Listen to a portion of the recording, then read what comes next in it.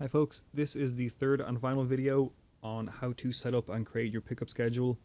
I've already shown you how to create the pickup schedule on a site-wide basis, and I've also shown you how to add the pickup information on an auction. So now I'll be showing you how to schedule them, both from an admin and from a bidder point of view. So I'm on an auction that has the pickup schedule attached to it and it's just closed. And then on this page, I've logged in as a bidder and I've made the invoices already. And then as you can see there, the invoice for this auction has a new column called Pickup Appointment. And all they have to do is just click on the button here to schedule pickup appointment. And then in this window, they'll be able to pick the days and slots and times that you assign to this auction or to your site. They can use the mouse on the left and right hand side of the top like I'm doing now to scroll across the dates. And then they can obviously scroll down the list here and pick whichever slot they want to use. And then once they do that, they'll have a pickup appointment notification just to confirm that the slot has been booked. And then as you can see, the button is now changed to show reschedule. So the bidders can obviously reschedule their appointments, they can change it. So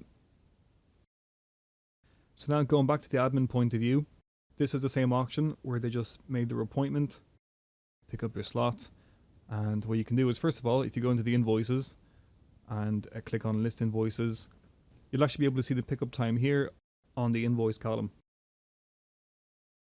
And then what you can also do is, if you go into the invoice, you'll be able to see the pickup time schedule there.